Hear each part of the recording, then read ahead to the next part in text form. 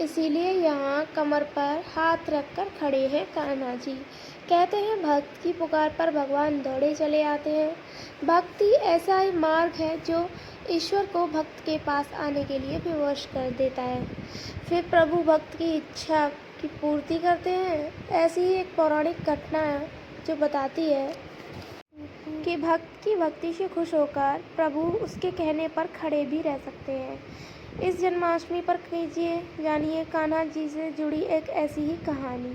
महाराष्ट्र में कान्हा का एक ऐसा मंदिर है जहां वह पत्नी रुक्मिणी के साथ खड़े हुए हैं। दोनों ने ही कमर पर हाथ रखे हुए हैं।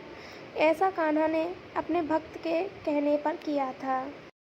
कान्हा जी के एक भक्त थे पुंडरीक। वह न केवल कृष्ण भक्ति में लीन रहते थे बल्कि माता पिता की सेवा भी उतनी ही लगन से करते थे। इनकी भक्ति से प्रसन्न होकर एक बार कान्हा रुक्मिणी जी के साथ उन्हें दर्शन देने के लिए पहुंचे। उस समय पुंडरीक अपने पिताजी के पैर दबा रहे थे।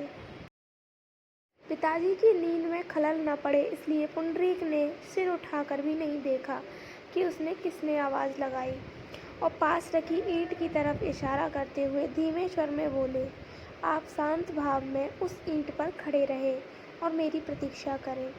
मेरे पिताजी सो रहे हैं। पिताजी के प्रति पुंडरीक का सेवा भाव देखकर कान्हा बहुत खुश हुए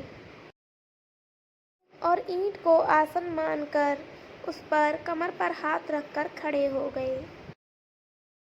पुंडरीक पिता के पैर दबाने में लीन रहे। फिर जब उन्हें उस आवाज़ का ध्यान आया तो धीरे से उठे और देखा कि उससे मिलने कौन आए हैं।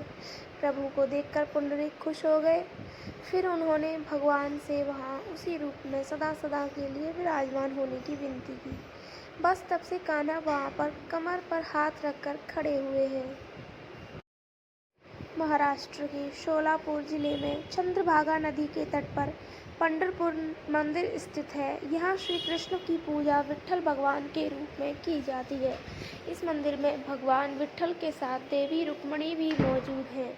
बता दें कि ईंट को मराठी में विट कहते हैं, लिहाजा ईंट पर खड़े श्री कृष्ण का नाम विट्ठल पड़ गया। भगवान विट्ठल को विठोबा, श्री पुंडरीनाथ और पांडुरंग के नाम से भी जाना जाता है। मान्यता है कि मुख्य मंदिर को 12वीं शताब्दी में देवगिरी के यादव शासकों ने बनवाया।